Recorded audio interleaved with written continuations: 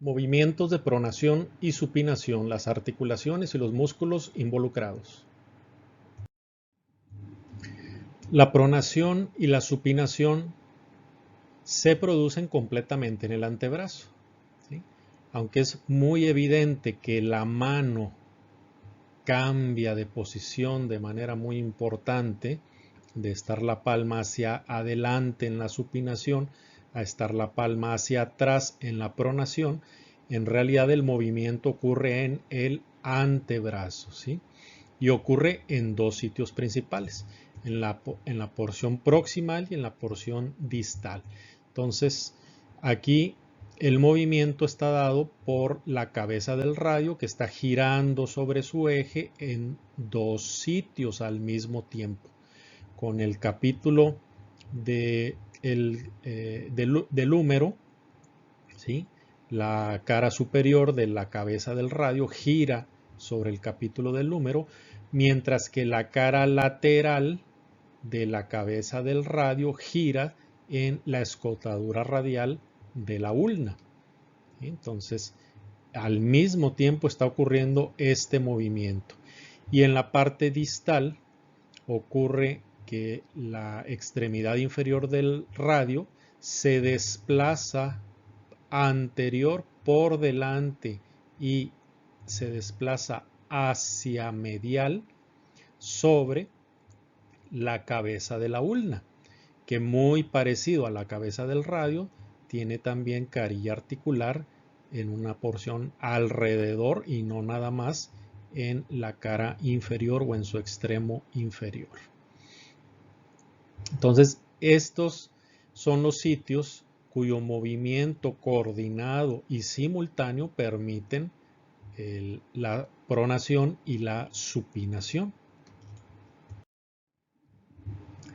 ¿Cuáles son los medios de fijación o los medios que más estabilizan esta articulación? Son dos articulaciones moviéndose al mismo tiempo, entonces es importante mantener la estabilidad de estas articulaciones y principalmente los medios van a ser el ligamento anular del radio, este que está aquí alrededor de la cabeza del radio, en la articulación radio-ulnar proximal. No es el único medio de fijación o de unión o estabilización, ¿sí? Porque también está la cápsula, están ligamentos colaterales, hay músculos, hay tendones que también ayudan a reforzar esta zona. Después de esto tenemos a la membrana interósea en toda la longitud, uniendo el radio con la ulna y transmitiendo las fuerzas también de uno a otro. Y en la parte distal está principalmente es el disco articular o interarticular en la articulación radio-ulnar distal, ¿sí? Entonces, la mano se articula fundamentalmente con el radio. No es tanto que la mano o el carpo en este caso se articule con la ulna, sino que es con el extremo distal del radio. Por eso cuando se desplaza este extremo distal del radio, arrastra o lleva consigo a la mano, ¿sí?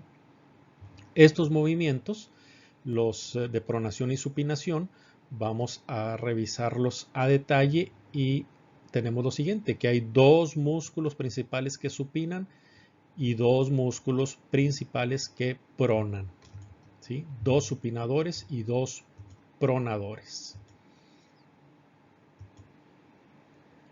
Aquí solamente para remarcar los sitios que ya mencionamos. En cuanto a la pronación y los músculos principales de la pronación, estamos cambiando un poco el orden del libro porque si arrancamos desde la posición anatómica, que es esta, es obvio que el primer movimiento que debemos de estudiar es la pronación, ¿sí? Porque la posición anatómica es en supinación. Entonces no podemos supinar lo que ya está supinado, ¿sí? No podemos flexionar lo que ya está flexionado o extender lo que está extendido. Entonces vamos a empezar por la pronación, que es el movimiento, el inicial, partiendo de la posición anatómica. Y los dos músculos son el pronador redondo y el pronador cuadrado, ¿sí? Ya los escuchamos. La pronación es consecuencia de la acción de estos dos músculos actuando al mismo tiempo, ¿sí? En diferentes lugares, y ambos se encuentran en el compartimento anterior del antebrazo, ¿sí? Este es el pronador redondo, ¿sí? Y este es el pronador cuadrado. En cuanto al pronador redondo, tenemos que este músculo se extiende del epicóndilo medial del húmero hasta la superficie lateral del radio, aproximadamente la mitad de la diáfisis, en una zona rugosa que tiene ahí. Sabemos además, nos ha dicho el libro, que este se origina de dos porciones o dos cabezas, ¿sí? La humeral y la ulnar. Y este es el pronador cuadrado, ¿sí? Este se va a encontrar entre las superficies anteriores de los extremos distales del radio y de la ulna, ¿sí? Entonces, los músculos encargados de la pronación son el pronador redondo y el pronador cuadrado. Realmente no hace falta ni siquiera una mnemotecnia, el nombre nos dice los movimientos. ¿Cuál es su acción? Pues cuando estos músculos se contraen, ¿sí? Estamos en una posición inicial de supinación para hacer el movimiento de pronación. Vean cómo tanto el pronador redondo como el pronador cuadrado, cómo desplazan al radio, ¿sí? Para hacer el movimiento de pronación, ¿sí?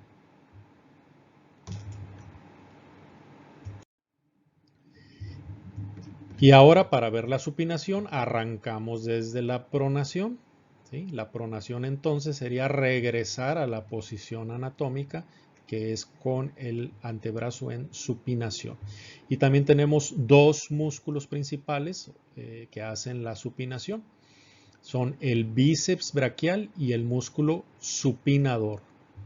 El bíceps braquial es el más grande de estos cuatro que hemos mencionado, ¿sí? Es un potente supinador, también es un potente flexor. Es supinador, obviamente no puede ser supinador en otra zona más que aquí en el antebrazo, ¿sí? Y también es flexor, pero es flexor del antebrazo en la articulación del codo, ¿sí? Y en algo es flexor del brazo en la articulación glenohumeral. Mucho menos esa acción, es una acción más de secundaria o de apoyo. Entonces, este bíceps braquial resulta más eficaz como supinador cuando el brazo se encuentra flexionado, también que ya lo revisamos con un ejemplo. Y el otro músculo se llama supinador, que también ya mencionamos algunas cosas. Este está en el compartimento posterior del antebrazo. Su origen es amplio, de la cresta del supinador de la ulna, o sea, en la región posterior de la ulna, del epicóndilo lateral del húmero y de los ligamentos relacionados también, por ejemplo, el colateral lateral, ¿sí? El músculo supinador rodea la superficie posterior y lateral. Vean cómo se enrosca aquí y se va a insertar en la diáfisis del radio, por arriba de la línea oblicua del radio. Entonces, en el movimiento, los tendones de ambos, del bíceps braquial y del supinador, envuelven el extremo proximal del radio cuando la mano está en pronación, ¿sí? Cuando la mano hace la pronación, cuando el pronador redondo y el pronador cuadrado se contraen y hacen su efecto, estos los enrolla, ¿sí? Y el movimiento contrario, que es el de supinación, al contraerse el bíceps braquial y el supinador, es desenrollarse de la posición en que estaban, ¿sí? Para regresar la mano a la posición anatómica, que es en supinación con la palma hacia adelante. Y este es un movimiento extra que acompaña a la correcta pronación y supinación. Este es dado por un músculo que se llama el anconio. Esta es la primera vez que lo estamos nombrando. Aquí en el codo, entonces, además de la flexión y la extensión, se produce cierta abducción.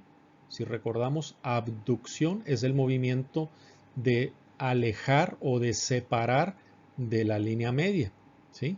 Entonces hay abducción del extremo distal de la ulna, ¿sí? ¿Por qué es importante? Vean aquí en esta imagen, ¿sí? Normalmente uno pensaría que cuando al describir que el radio gira sobre su eje en el extremo proximal y el radio en su extremo distal se desplaza, uno pensaría que la ulna está totalmente inmóvil, ¿sí? Y en ningún momento participa en la pronación y en la supinación. Pero resulta que la ulna tiene que desplazarse hacia afuera, tiene que sufrir una abducción. ¿Para qué? Para que no se desplace la línea media de la mano, ¿sí? Aquí está la línea media de la mano que está marcada por el dedo medio, ¿sí?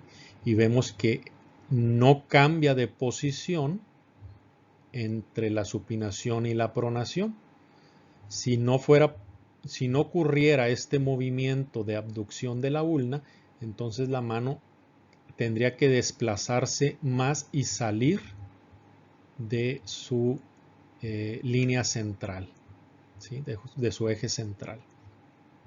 ¿Quién se encarga de realizar esto? Pues es el músculo anconio, ¿sí? Es un músculo triangular situado en el compartimento posterior del antebrazo, ¿sí? Y va del epicóndilo lateral hasta la superficie lateral del extremo proximal de la ulna. Entonces su acción, aquí está la posición, esto está en la parte posterior, ¿sí? Es compartimento posterior, y su acción va a ser esta, ¿sí? Al insertarse aquí en la ulna, la va a jalar, ¿sí?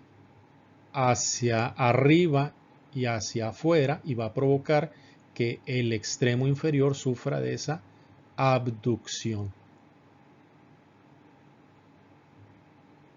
Entonces hay que tomar en cuenta también la acción del anconio con los movimientos de pronación y supinación.